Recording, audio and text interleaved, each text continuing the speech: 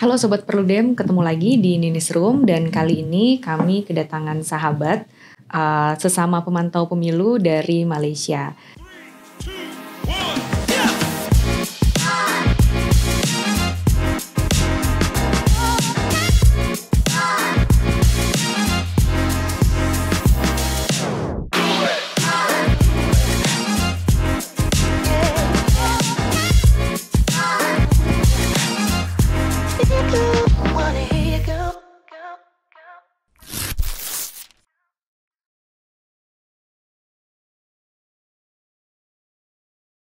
Jadi teman-teman biasanya dalam penyelenggaraan pemilu itu komunitas pemantau internasional selalu ada yang namanya misi pemantauan internasional. Nah, kali ini salah satu teman yang hadir adalah dari Bersih Malaysia yang biasanya juga bersama-sama dengan kami Perludem melakukan pemantauan pemilu di negara kawasan Asia. Nah, selain dari Malaysia juga ada tentu teman dari Perludem, ada Mas Heroik, ini ada Mas Heroik Pratama dan juga Faisal Aziz dari Bersih Malaysia. Selamat datang ya. Faisal di Jakarta. Ya, terima kasih. Ya, halo Mas Heroik, apa kabar? Baik. Nah, sebelum kita bicara soal pemantauan pemilu internasional yang biasanya dilakukan teman-teman, mungkin saya tanya dulu ke Faisal. Jadi teman-teman Bersih Malaysia itu adalah people's movement ya, bisa dikatakan gerakan publik. Dan beberapa tahun yang lalu ketika Malaysia pemilu itu luar biasa gitu ya, menggerakkan publik di Malaysia untuk mendorong reformasi pemilu di Malaysia. Nah, mungkin Faisal bisa cerita dulu apa itu Bersih, dimulai dari kapan, siapa yang menginisiasi dan apa yang dilakukan. Oke, baik, terima kasih Ninis dan juga Heroik ya. Yang pertama sekali saya harus buat klarifikasi. Yeah. Saya berbaju kuning ni bukan maksudnya saya dari golongan karyawan. Yeah.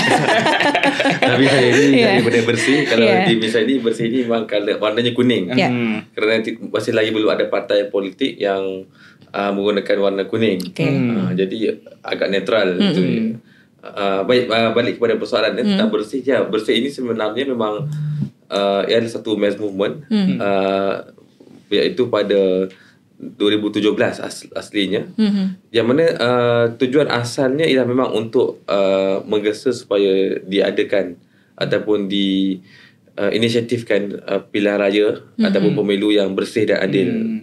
Singkatannya Bersih. Kerana sebenarnya selepas berpuluh tahun selepas merdeka itu memang tidak ada pembaharuan dalam sistem pilihan raya.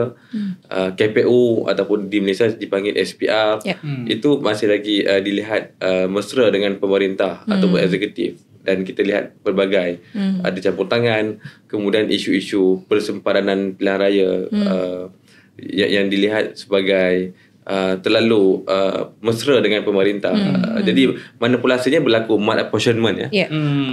Termasuk juga mungkin juga tentang atas kesalahan pilihan raya dan sebagainya. Jadi atas sebab itulah timbul satu semangat, satu inisiatif daripada rakyat yang sebenarnya memang mahukan sistem ini diubah.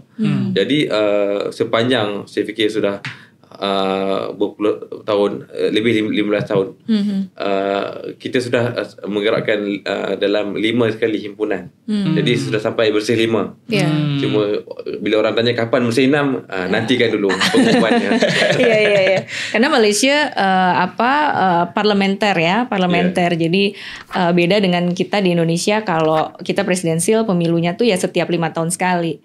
Kalau parlementer itu kan ya kalau parlemennya dissolve the parliament then decide to held an election, right? Yes. Jadi bedanya itu. Jadi kalau ditanya kapan pemilu Malaysia ya kita belum punya jadwal yang fix seperti di Indonesia.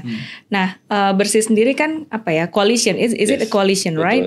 And how many members of organization in Bersih? Okey, sekarang secara rasminya ada 61 ormas yang dalam pelbagai latar. Okey, ada yang latar tentang empowerment untuk komuniti, ada juga latar religius seperti ABIM ya, Angkatan Belia Islam Malaysia. Ada juga ormas mahasiswa, anak muda.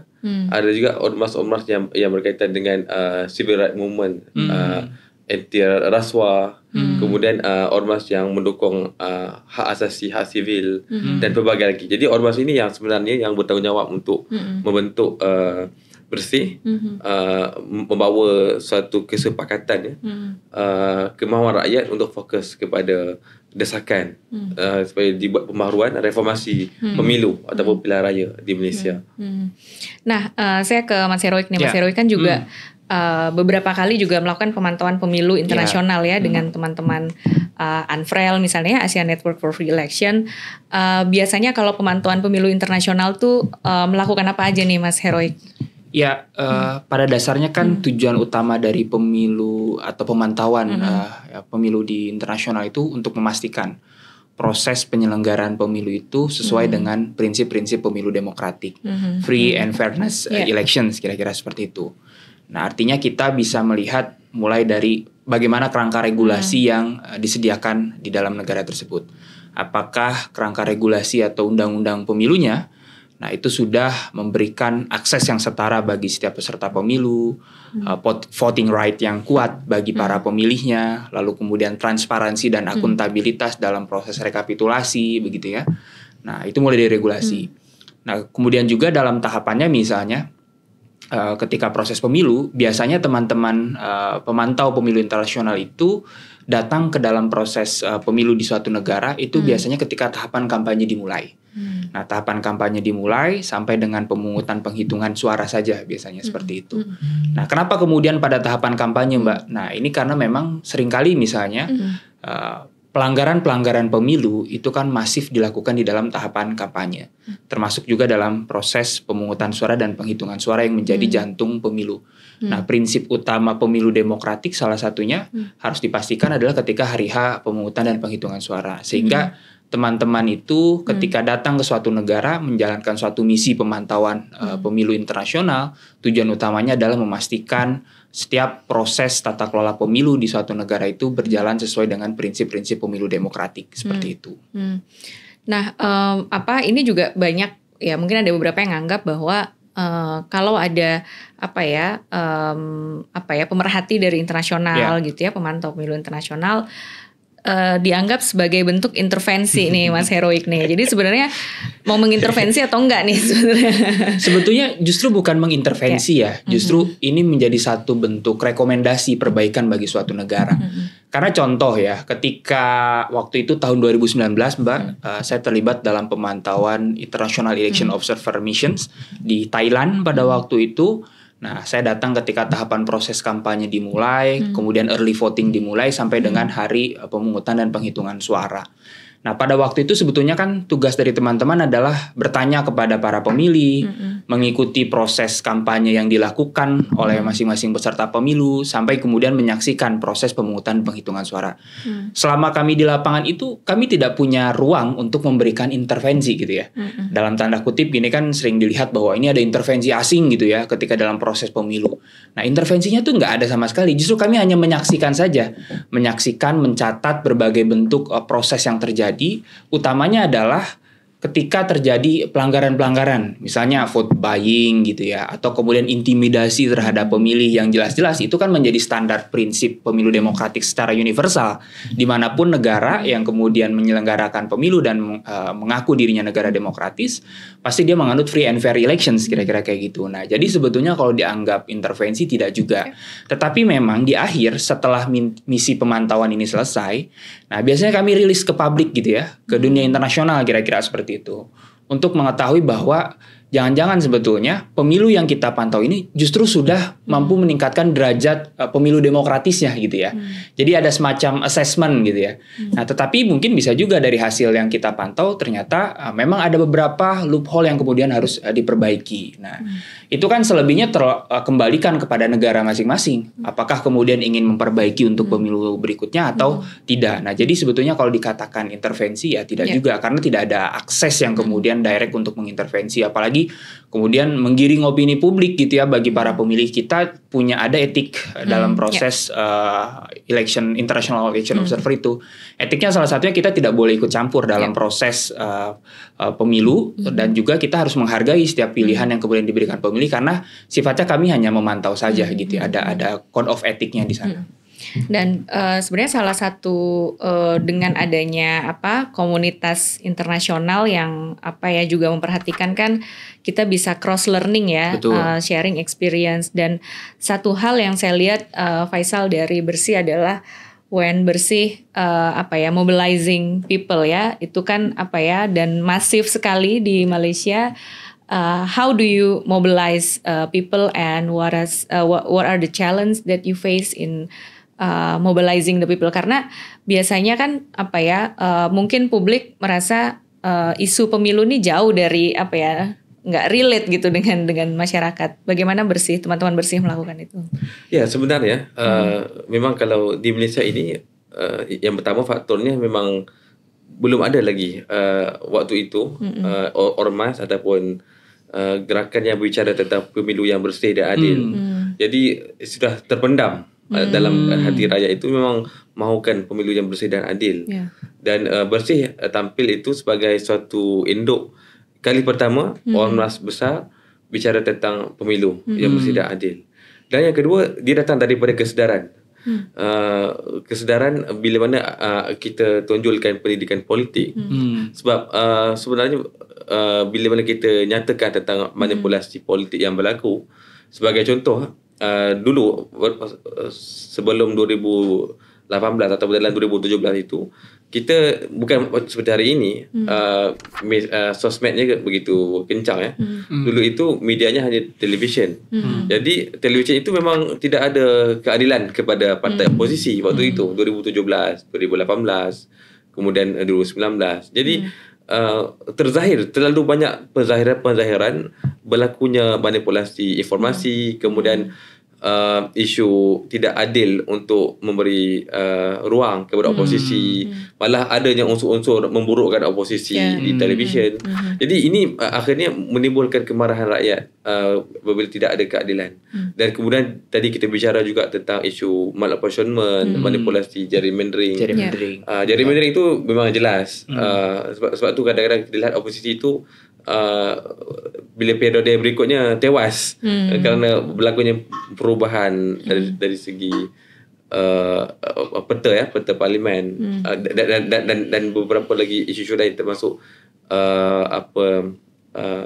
pengaruh tidak wajar. Ini juga menjadi isu kerana di Malaysia ini masih lagi tidak ada satu hukum ataupun convention tentang kerajaan sementara. Jadi apabila pemilu itu diisytiharkan, kerajaan sementara itu harusnya menjadi kerajaan sementara. Tapi kerajaan itu terus menerus menggunakan kuasanya, mengumumkan projek-projek mega besar, dalam sama membawa calon. Jadi ini melihat dalam konteks ini, banyak perubahan-perubahan isu yang berlaku yang rakyat waktu itu menuntut diadakan perubahan supaya tidak ada manipulasi. Dan inilah yang kita bawa kepada alternatif yang tadi kita bicara tentang pendidikan, politik, supaya rakyat itu diberikan kesedaran. Dan alhamdulillah waktu itu disebabkan kemarahan dan juga disebabkan keupayaan Bersih juga untuk kita bawa pendidikan politik dari segi hukum, dari segi pengamalan demokrasi, berjaya untuk Bersih untuk mobilisasi satu gerakan massa untuk menuntut diadakan pilihan raya yang bersih dan adil. Challenge-nya, tantangannya? Apakah ada represi gitu ya, repression from the government? Apa mengalami itu juga? Ya, sebenarnya waktu awal-awal 2017, 2018, waktu tempoh lalu utamanya sebelum sosmed, kemudian sebelum ada pertukaran kerajaan itu, maaf, Bersih ini bukan 2017, 2007. Saya tadi sudah tersasul aslinya 2007. Ya, jadi bila kita buat tentang sosmed dan sebagainya itu aksi sebelum 2007, iaitu 2007 2008. Okey, jadi bila kita bicara tentang intimidasi, challenge itu memang berlaku khususnya pada tahun 2007, 2008. Dan sebenarnya kita tak boleh nafikan pada pemilu 2008 itulah pemilu kali pertama kerajaan pemerintah hilang sokongan majoriti 2/3. Kerana sekian lama semenjak merdeka sehingga 2008 itu pemerintah ini menang selesa disebabkan tadi kita bicara tentang gerrymandering, sokongan besar. Akhirnya mereka ini selesa menang 2/3 majoriti. Tapi kali pertama Dan pemilu 2008 kali pertama pemerintah waktu itu Barisan Nasional itu tewas, menang, masih lagi menang, tetapi gagal untuk dapat 2/3. Dan kita harus memberi kredit kepada Bersih waktu itu, kerana setahun sebelum itu Bersih mobilisasi kesedaran untuk rakyat, untuk memberi check and balance, tekanan kepada pemerintah waktu itu.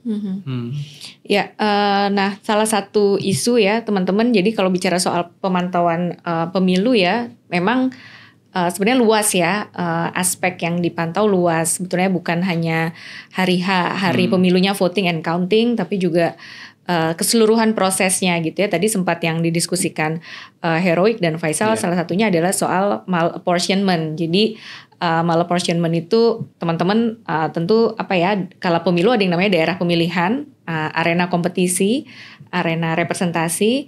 Nah itu biasanya pembentukannya tuh tidak proporsional. Nah ini salah satu isu yang dikawal sebenarnya bersama-sama menjadi isu global, sebetulnya isu internasional yang teman-teman Perludem dan Bersih di Malaysia juga mengadvokasi isu ini. Nah mungkin Mas Heroik bisa cerita juga nih Mas, sebenarnya kenapa nih penting kita juga bicara soal malapportionment ini? Ya jadi November lalu ya Mbak, akhir November saya ingat kami ya kita di Perludem waktu itu bersama teman-teman Bersih, Tindak Malaysia, dan kita mengundang beberapa teman-teman dari regional, termasuk juga penyelenggara pemilu waktu itu untuk hadir ke conference yang kita buat soal boundary delimitations. Salah satunya untuk melawan terhadap malapportionment dan juga gerrymandering. Nah, salah satu peran dan fungsi dari pemantau internasional yang tadi sempat disinggung di awal oleh saya adalah soal kerangka regulasi yang kemudian harus fair bagi setiap peserta pemilu. Nah, fairness ini salah satunya adalah di area persaingannya mereka.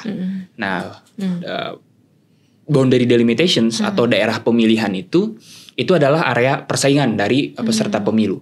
Artinya setiap partai politik peserta pemilu yang sudah ditetapkan oleh penyelenggara pemilu harus punya akses yang setara dan juga di dalamnya tidak mendiskriminasikan begitu ya. Nah tadi ada terminologi yang disebut oleh Pak Faisal soal gerrymandering.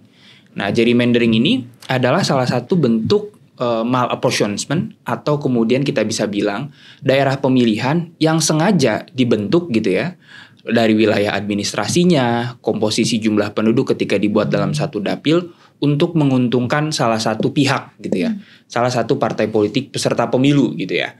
Nah ini pertama kali itu terjadi di Amerika Serikat pada waktu itu karena ada salah satu senator yang sengaja membuat bentuk daerah pemilihannya itu seperti salamander. Apa salamander ya Mas? Kayak kadal gitu ya, kayak kadal ya, kayak dibentuk daerah pemilihannya seperti salamander, yang itu memang sengaja daerah pemilihannya itu dibentuk berdasarkan basis dari konstituensi senator ini gitu ya. Nah, dan ternyata ini juga ketika dicek di banyak negara terjadi juga begitu. Nah, salah satunya sebetulnya Indonesia ada juga Mbak seperti itu. Nah, kita bisa lihat misalnya kasus daerah pemilihan di Indonesia itu Jawa Barat 3. Kota Bogor dan Kabupaten Cianjur yang itu sebetulnya tidak memenuhi prinsip pembentukan daerah pemilihan. Salah satunya adalah contagiousness. Bagaimana kemudian antara wilayah administrasi satu dengan wilayah administrasi lainnya dia harus terhubung secara daratan seperti itu. Nah, sedangkan Kota Bogor dengan Kabupaten Cianjur itu dipisahkan oleh Kabupaten Bogor. Nah, makanya kita sebut itu adalah salah satunya daerah pemilihan Superman. Nah, waktu itu karena kita sebut sebagai dapil Superman Pak Faisal karena dia tidak dihubungkan secara daratan, jadi dihubungannya melalui udara gitu. Menarik. Kayak gitu menarik. Nah, jadi waktu itu ketika kita conference di Malaysia dengan teman-teman Bersih, ada pemerhati pemilu internasional juga, teman-teman dari Australia dan seterusnya. Dan ternyata kita punya masalah yang sama gitu ya, khususnya di negara-negara di Asia Pasifik ya. Seperti itu. Nah, maka waktu itu kita mendeklarasikan Mbak bareng-bareng pada waktu itu komunitas internasional dari akademisi, organisasi masyarakat sipil gitu ya. Nah, kita mendeklarasikan salah satunya adalah untuk memperbaiki daerah pemilihan dan juga mematuhi prinsip-prinsip universal berstandar internasional soal pembentukan daerah pemilihan gitu ya. Jadi sebetulnya jangan dulu kita bicara soal ketimpangan atau ketidakadilan dalam proses kampanye, Tetapi dalam konteks regulasi di arena persaingan saja itu harus sudah kita pastikan dulu ada fairness bagi setiap peserta pemilu. Nah, nanti mungkin kita bisa tayangkan ya deklarasi kita pada waktu itu di Malaysia seperti itu. Iya, Asia Pasifik ya, Asia waktu Pacific itu Asia Pasifik. Nah, Faisal, kalau di Indonesia soal tadi ya malapportionment ini belum banyak jadi public awareness gitu karena very technical. Talking about electoral district is very technical. Tapi di Malaysia kan publiknya ini sudah jadi public awareness nih soal malapportionment. Nah, apa yang teman-teman bersih lakukan supaya to educate people in Malaysia? Ya, sebenarnya mengapa isunya menjadi besar? Kerana isunya telah terlalu lama ya.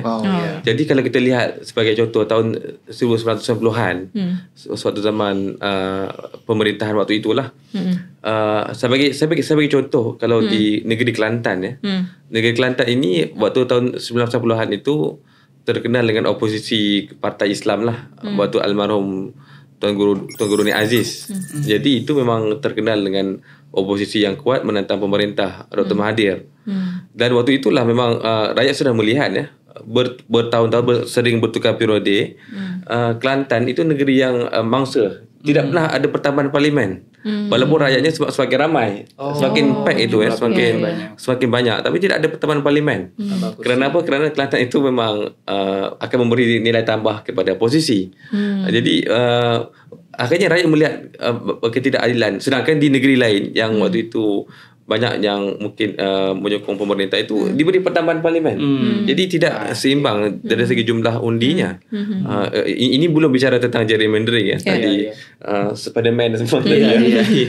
Tapi ini baru bicara tentang pertambahan. Jadi pertambahan itu pun sudah lihat tidak ada keadilan di situ. Walaupun dalam konstitusi setidak-tidaknya ada disebut perlu ada mirip persamaan. Memang kita tidak boleh meletakkan kewajipan sama 100% ya. Betul. Sebab kalau di bandar itu mungkin kawasan apartmen bank itu, tapi kalau di luar bandar itu mungkin berjauhan. Tapi harus adil. Harus ada guideline-nya, ada rule dia ya. Tidak boleh sesuka hati tambah ataupun menafikan hak menambah bilangan parlimen itu. Jadi isu ini dia sering timbul, akhirnya menyebabkan memang kita melihat tidak ada hak untuk atau tidak ada keadilan untuk orang kata tentang equal distribution vote. Jadi kita lihat dalam konteks one man one vote kan, voting power. Jadi ini juga yang bersih bawa bila kita bicara dengan waktu itu 2007 itu bersih kita juga engage dengan partai oposisi. Kita bersedia untuk bawa sama isu ini demi keadilan ataupun kemenangan kepada pengundi itu sendiri. Dan suatu dalam konteks ini penting ya untuk kita engage dengan semua pihak. Maksudnya partai oposisi juga yang kalau apa yang mereka bawa itu baik, reformasi itu baik untuk rakyat, kita bergembling bersama untuk bawa agendanya. Nah, berarti strategi advokasinya bagaimana? Tadi kan ada ya dengan partai politik, apakah juga melakukan judicial activism misalnya. Betul. Apakah itu juga dilakukan teman-teman? Dan juga kalau bersih juga kita ada juga acara-acara ataupun aksi grassroots. Sebagai contoh kalau dalam konstitusi itu apabila dibuat review tentang persepadanan pilihan raya itu, pengundi di sesuatu kawasan itu boleh memfailkan petition, membantah dengan syarat perlu lebih 100 orang pengundi di kawasan tersebut. Dan bersih kita ada aksi-aksi, maksudnya kita ada teman-teman yang berada di sesuatu kawasan itu yang mana kita melatih dan juga kita membantu mereka untuk memfailkan petition. Jadi bila kita bicara tentang persoalan mass movement ini bukan hanya di dalam konteks demonstrasi mobilisasi besar saja, tapi juga dari segi hukum. Jadi contoh bila mana ada sesuatu kawasan itu yang memang kita lihat tidak adil malapportionmentnya, jadi kita bawa gerakan itu ke peringkat bawahan. Selain daripada public education atau political education yang kita sering kali bawa. Jadi ini antara perkara-perkara penting kita cuba bawa dalam konteks memberi kesedaran yang lebih besar kepada rakyat. Ya, nah ini yang kita bisa belajar sebetulnya ya, karena ya tadi ya ini tuh publik mungkin nggak terlalu aware kalau di Indonesia ya belum terlalu aware soal misalnya tadi ya Mas Heroik cerita ada dapil yang loncat, bahkan sama sebetulnya ada daerah juga yang kursinya nggak nambah gitu ya, padahal jumlah penduduknya banyak gitu. Dan kalau kita bicara representasi kan artinya ya dia kurang terwakili kan ya Mas Heroik ya soal itu. Nah isu-isu global apa lagi nih Mas Heroik yang dengan komunitas internasional ini biasanya isu-isu apa lagi nih isu-isu globalnya? Nah tentu soal independensi dari negara dan juga penyelenggara pemilu itu selalu menjadi concern biasanya gitu ya. Termasuk ketika dalam proses pemungutan dan penghitungan suara ya.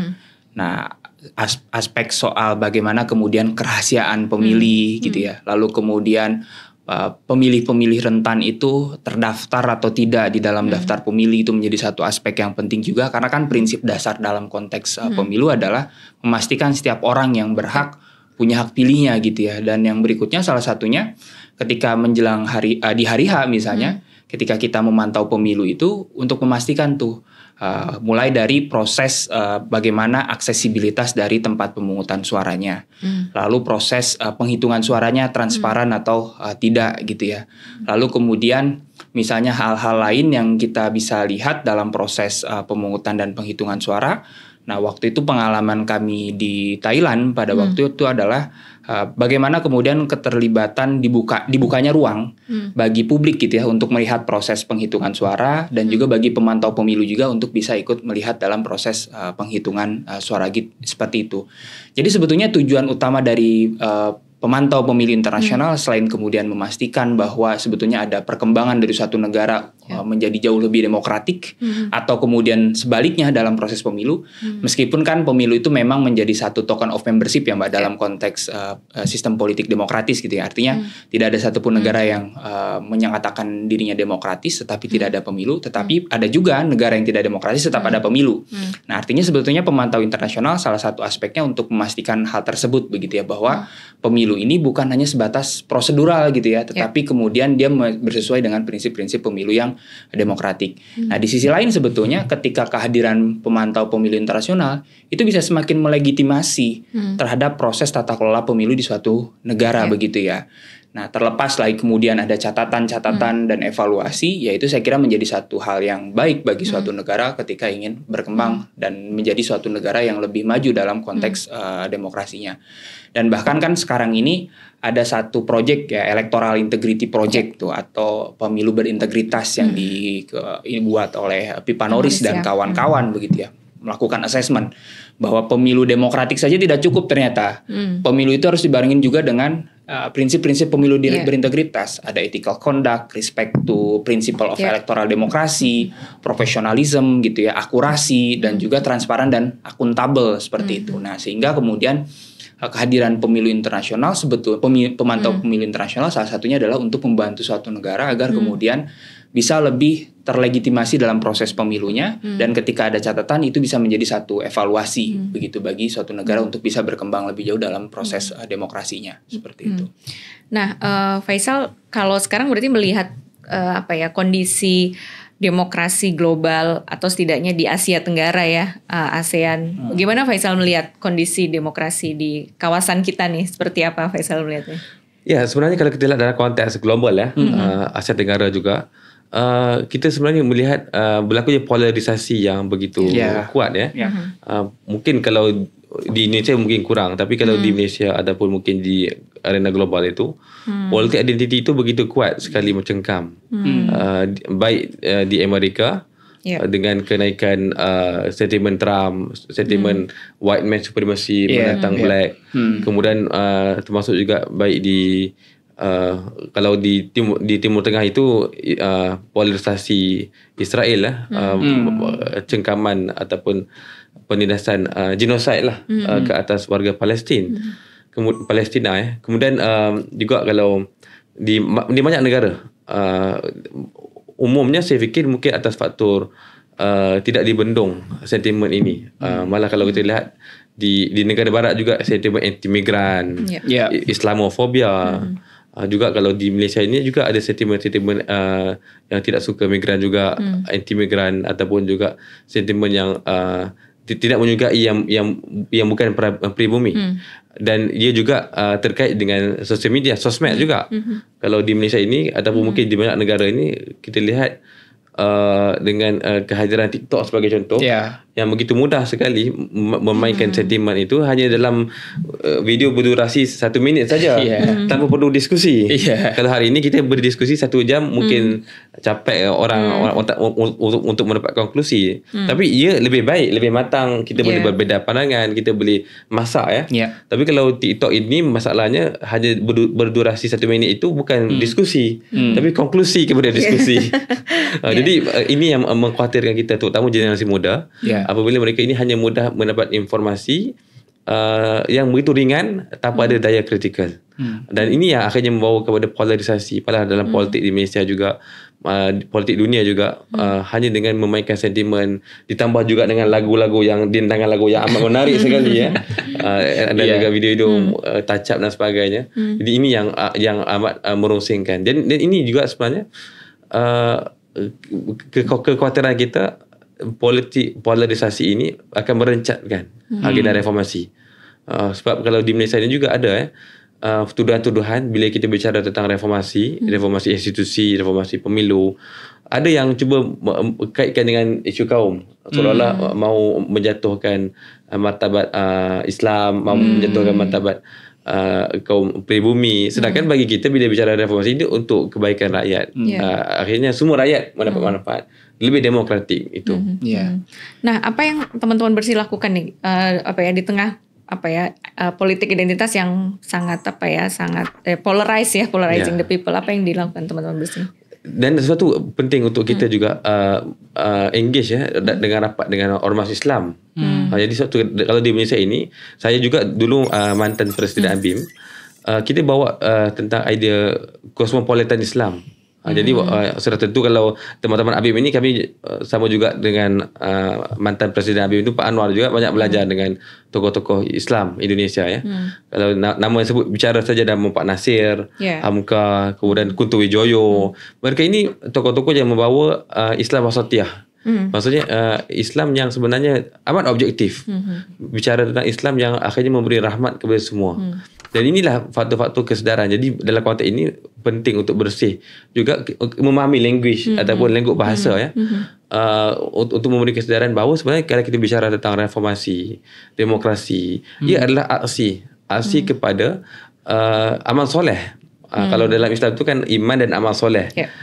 Banyak disebut iman itu sudah pasti melibatkan hubungan kita dengan ketuhanan. Tapi amal soleh itu ialah hubungan kita secara horizontal, vertikal dengan sesama manusia. Jadi kita bicara tentang reformasi, kita bicara tentang demokrasi, ia adalah aksi amal soleh yang kita buat. Jadi ini yang perlu untuk Bersih buat, untuk kita memastikan bahawa mereka memahami bicara tentang demokrasi ini bukan dalam konteks perkauman sempit, tapi sebenarnya adalah salah satu cara yang baik untuk kita membawa aspirasi rakyat. Nah, itu antaranya. Nah, memang isunya sebenarnya isu global isu malapportionment, isu identity politics, dan sebenarnya isu-isu global lain kan yang sebenarnya kalau di kawasan Asia Tenggara sendiri tuh mirip-mirip nih challenge-nya di Malaysia, di Filipina gitu di Timor Leste misalnya, kurang lebih isunya sama. Jadi sebetulnya kenapa kita penting bersolidaritas nih dengan negara-negara lain. Nah, ini pertanyaan terakhir saya untuk Heroik dan juga Faisal. Nah, kira-kira sebagai sebagai kita negara bersahabat gitu dan kita tentu bersolidaritas. Apa yang bisa dilakukan gitu untuk memperkuat setidaknya demokrasi di kawasan Asia Tenggara nih tidak semakin mundur nih. Mungkin Mas Heroik dulu nih, apa yang bisa ini kalau kita lihat memang ada tren declining demokrasi di kawasan yang tadi disampaikan oleh Bang Faisal soal bagaimana kemudian dari kerangka regulasi, terus kemudian ada disinformasi yang kemudian ternyata bukan hanya di Indonesia. Kita bisa berkaca di pemilu Filipina, Thailand kemarin, yang kemudian juga itu masif juga populisme politik yang terjadi di kawasan Asia Tenggara, dan itu saling belajar gitu ternyata praktek-praktek seperti itu. Nah, ketika situasi ini terjadi, memang mau tidak mau cross learning belajar dari konteks lesson learn terbaik gitu ya dari satu negara, misalnya bagaimana kemudian di Malaysia melawan isu-isu politik identitas, ya kita bisa belajar dengan teman-teman gitu ya. Kemudian juga bagaimana gerakan teman-teman bersih dalam melakukan reformasi politik. Nah, dalam hal ini penting yang disampaikan Bang Faisal, reformasi ini bukan kayak 98 teman-teman. Bukan kayak 98, reformasi ini adalah bagaimana kita memperbaiki kerangka regulasi salah satunya misalnya. Tadi soal konteks malapportionment, gerrymandering gitu ya. Bagaimana kemudian undang-undang pemilu kita dibuat jauh lebih demokratik begitu ya salah satunya, agar kemudian terjadinya fairness, kemudian transparansi dan akuntabilitas. Nah, makna reformasi yang dimaksud tadi adalah perbaikan dari pemilu dan juga tata kelola bagi partai politik misalnya seperti itu. Nah, memang mau tidak mau listen learn satu sama lain dalam konteks belajar baik dalam konteks advokasi kebijakan, memperkuat institusi-institusi demokrasi, itu yang memang mau tidak mau harus kita lakukan. Nah, yang kedua adalah misalnya dalam konteks di kawasan ini kan kita bersih dan Perludem itu kan member dari ASEAN Network for Free and Fair Elections, ANFREL gitu ya. Nah, biasanya teman-teman ANFREL itu selalu mengirim misi ketika terjadi pemilu-pemilu di kawasan. Nah, itu adalah salah satu bentuk saling belajar satu sama lain sekaligus memberikan catatan dan evaluasi gitu ya. Kita tentu sudah 5 ini pemilu yang mau yang ke 5 ya Mbak Ninis, dari 99 pasca kita selesai dari 32 tahun rezim otoritarian, lalu kemudian disebut-sebut sebagai pemilu paling demokratis di 99, kemudian 2004 kita masuk ke fase yang disebut dengan purifikasi presidensialisme, pemurnian sistem pemerintahan presidensialisme di Indonesia yang ditandai dengan pemilihan langsung presiden dan wakil presiden, ada juga fixed term 5 tahun masa jabatan presiden. Nah, artinya 2009, 2014, 2019 dan nanti kita di 2024. Nah, ini menjadi satu tahap konsolidasi demokrasi kita gitu ya. Apakah kemudian kita akan menjadi negara yang advance gitu ya, fully demokratik, atau kemudian kita mau tetap berada pada yang apa disebutnya itu kalau teman-teman indeks Economic Intelligence ini tuh apa? Hybrid regime gitu ya. Artinya hybrid regime ini kita bukan negara demokrasi yang dalam konteks level di skor rendah, tetapi juga tidak fully demokratik. Nah, kita tidak ada di tengah-tengah gitu ya. Nah, ketika pemilu di Indonesia berlangsung gitu ya, mau tidak mau memang seperti apa namanya, kita harus menjadi satu konsolidasi demokrasi yang baik ke depan dan kita bisa saling satu belajar dengan negara-negara di kawasan seperti itu. Nah, seperti apa yang kita lakukan kemarin di Malaysia, kita close learning bagaimana kemudian melawan malapportionment dan juga gerrymandering, sehingga kita punya satu kesepemahaman yang sama karena memang satu persoalannya sama gitu ya, sehingga kita bisa advokasinya jauh lebih universal gitu ya, lebih besar dibandingkan kita hanya bekerja sendiri seperti itu. Nah, kalau Faisal apa nih yang kita bisa lakukan bersama nih untuk ya setidaknya buat negara kawasan ya, Asia Tenggara atau global lebih besar? Apa sebenarnya kalau di Malaysia ini sekarang ini kita dalam fasa untuk perdemokrasian yang lebih baik. Kerana kali pertama ya, kalau di Malaysia ini 2018 kali pertama menerusi pemilu itu, kerajaan itu diganti melalui suara rakyat. Kemudian cabarannya besar, tantangannya besar, akhirnya berlaku Sheraton move ya, ataupun pengkhianatan terhadap rakyat, akhirnya kerajaan itu ditumbang beberapa kali, dan hari ini terdiri sebuah kerajaan perpaduan bersama dengan koalisi, kerajaan koalisi. Dan sekarang ini kalau di Malaysia ini kita berada di persimpangan. Kita mau ke mana? Kita satu kalau bagi saya sendiri benchmark yang saya letak ialah kita mau ke arah yang lebih baik, iaitu benchmarknya Indonesia. Sebab memang saya sini tak menafikan dalam bacaan pasca reformasi itu zaman almarhum Pak B.J. Habibie dengan Prof. Ramlan Surbakti dan sebagainya, kita lihat ada penambahbaikan yang ketara ya dalam konteks pemilu yang bebas, akses media, hukum OOD dengan baik dan sebagainya. Dan jadi adakah kita mau ke arah yang itu, ataupun mungkin kita berpatah balik, regresif, kita jadi seperti Timur Tengah. Orang bicara tentang Tunisia, kebangkitan rakyat dan sebagainya, tapi akhirnya rejim itu kembali ya, tidak ada reformasi yang berstruktural. Jadi suatu bersih hari ini dalam konteks apa yang ingin kita bawa, kita ingin membawa Malaysia ini ke arah yang lebih baik, iaitu setidak-tidaknya menjadi seperti Indonesia pada fasa awal pasca reformasi, Dan sebab itulah bila ditanya tentang apa yang boleh kita buat, sudah pasti bersih, kita amat mengalalokan untuk kita belajar dengan teman Perludem, dan juga mungkin ada teman-teman ataupun mungkin dasar-dasar yang lebih baik dalam konteks KPU-nya ataupun SPR, dalam konteks undang-undang pilihan raya, pemilu. Kerana isu ni isu yang akan berputar isu politik identitas, isu rasuah politik, jamuan makanannya, perbelanjaan berlebihan, tidak audit. Ini isu yang sering bertukar dan suatu penting untuk kita saling bertukar. Dan untuk itu saya juga melihat sebenarnya rantau Asia Tenggara ini kita mempunyai potensi yang besar. Dan memang sudah pasti cabarannya juga, tantangannya besar di Thailand, di Myanmar, di Filipina. Tapi setidak-tidaknya kalau melihat teman-teman Indonesia ini, saya bicara pasca reformasi itu sudah meletakkan benchmark yang terbaik waktu zaman almarhum B.J. Habibie itu, meletakkan satu benchmark yang baik. Apa itu negara demokratik Asia Tenggara itu? Ialah Indonesia. Jadi itu yang boleh kita tengahkan dan untuk kita belajar bersama. Oke, kalau gitu terima kasih banyak Faisal dan Mas Oik. Terima kasih banyak sudah mau hadir di podcast hari ini. Nah teman-teman tadi ya, jadi bicara soal perspektif internasional itu sebetulnya bagaimana kita bisa saling belajar, sharing experience dengan negara-negara sahabat di sekitar kita, karena kita sebetulnya punya pengalaman yang sama nih, punya masalah yang sama, dan untuk bisa menjaga demokrasi ini tentu juga harus bersama-sama. Sekali lagi terima kasih banyak sudah bergabung di Newsroom. Sampai jumpa di episode berikutnya.